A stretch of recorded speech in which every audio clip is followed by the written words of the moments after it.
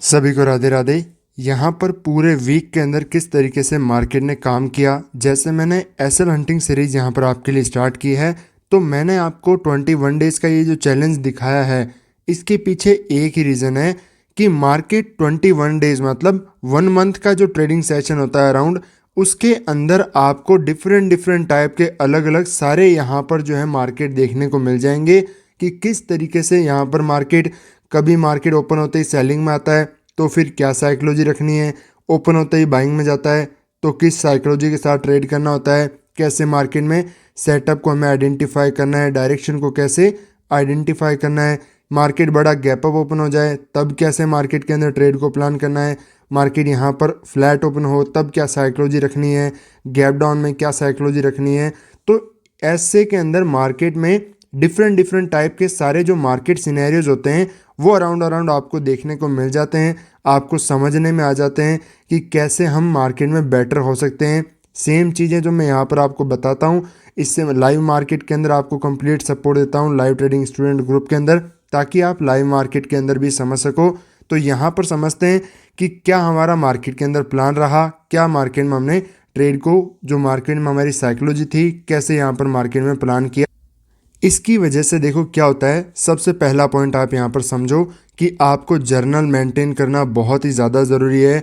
आपकी साइकोलॉजी बहुत क्लियर होनी चाहिए मार्केट में, हर एक चार्ट आपको याद होना चाहिए, लाइव मार्केट में कंप्लीट चाहिए, आपको जो पूरा चार्ट देखते रहना चाहिए, क्योंकि इससे जो आपकी साइकोलॉजी होगी वो क्लियर होगी कि दैट पर्टिकुलर टाइम इस मोमेंट पर यहाँ पर मैं क्या सोच रहा था, मेरी मार्केट में क्या साइकोलॉजी थी। यहाँ पर क्या होगा कि पहला, या तो मैं कन्फ्यूजन में था कि मुझे पता नहीं क्या करना है, मार्केट कहाँ जाने वाला है। दूसरा कि मार्केट में क्लियर था कि मार्केट बाइंग साइड के अंदर जाएगा और मैं गलत साबित हो गया, मेरा एसएल हिट हो गया। तीसरा कि मुझे क्लियर था कि मार्केट बाइंग में सस्टेन नहीं करेगा, सेलिंग साइड के अंदर आएगा, तो यहाँ पर मेरी साइकोलॉजी सही थी, बट मैंने यहाँ पर कोई सेटअप आइडेंटिफाई नहीं किया।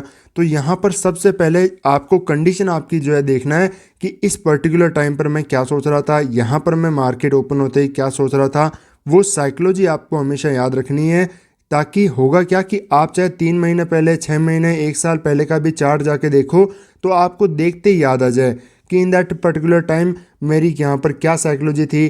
क्या सिर्फ मैं मार्केट में सेटअप के बेसिस पर ही ट्रेड को प्लान करता हूँ, सिर्फ सेटअप ही सेटअप देखते रहता हूँ कि यहाँ पर बाइंग साइड का सेटअप, यहाँ पर सेलिंग साइड का सेटअप, यहाँ पर पक्का सेलिंग करना चाहिए, ये साइकोलॉजी होनी चाहिए, ऐसे ही मार्केट में सोचता रहता हूँ। या फिर मैं एक प्रोसेस को फॉलो करता हूँ कि कोई भी ट्रेड को प्लान करना है तो एक पर्टिकुलर प्रोसेस को मुझे फॉलो करना है, ताकि जो मेरा माइंड है, कि आपका किसी का भी एक ट्रेडर का जो माइंड है वो कन्फ्यूजन में ना जाए। सबसे इंपॉर्टेंट क्या होता है, कन्फ्यूजन की स्टेट। यहाँ पर आपको कन्फ्यूज नहीं होना है, ऐसी स्टेट के अंदर ना चला जाए, इसके अंदर आप कभी बाय करने लग जाओगे, कभी सेलिंग करने लग जाओगे, कैंडल बन रही है उसके फेवर में तुरंत प्लान कर लोगे, मार्केट एसेलेट कर देगा।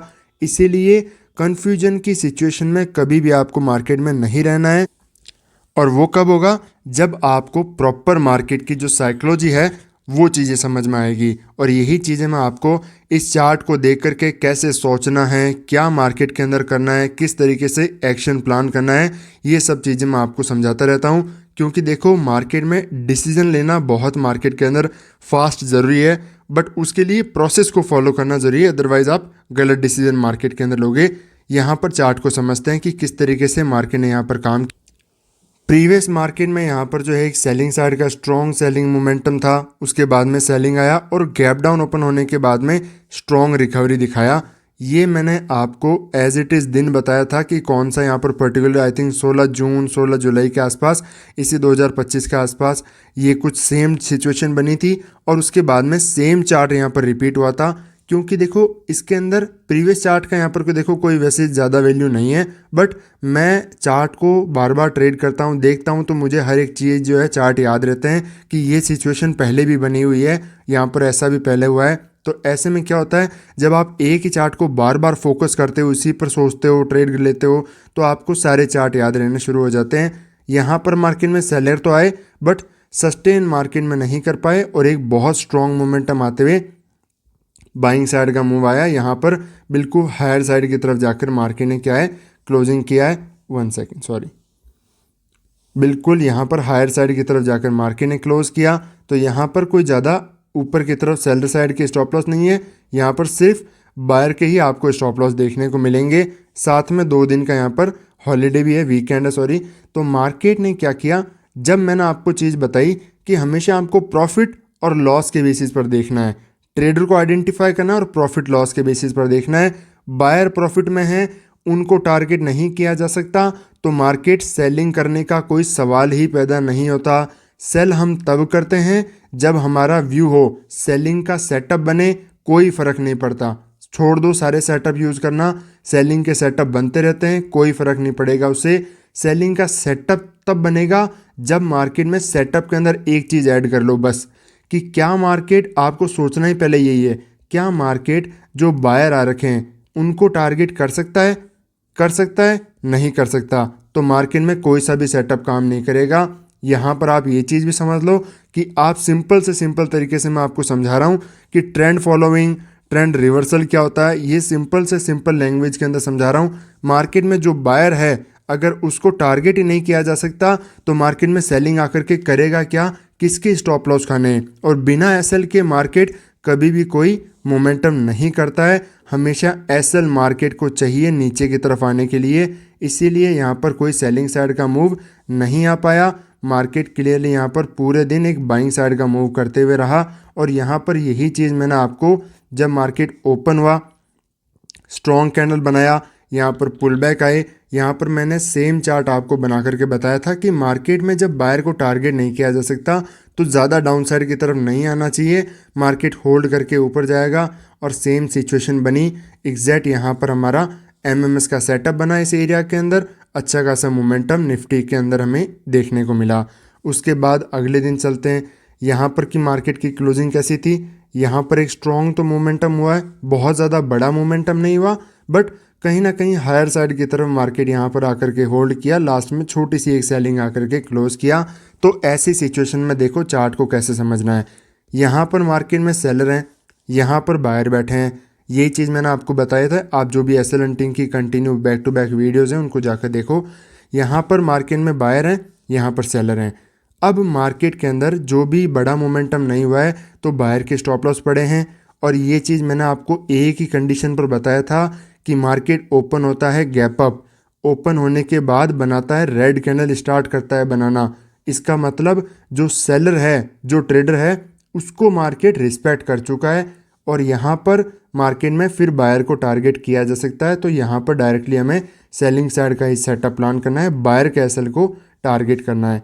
अब यहाँ पर आप ये चीज़ समझो, देखो सपोर्ट, रेजिस्टेंस, कहीं पर भी मार्केट के अंदर हर जगह आपकी साइकोलॉजी अगर सही होगी तो इनको देखने का तरीका आपका चेंज हो जाएगा।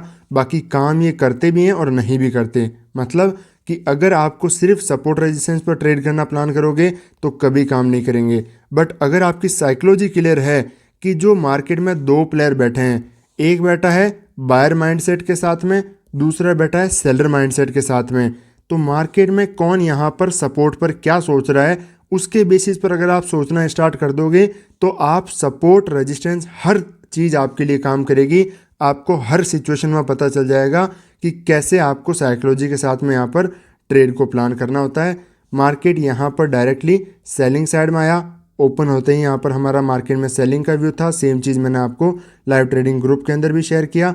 ओपन होते ही एक अच्छा खासा सेलिंग साइड का मोमेंटम देखने को मिला।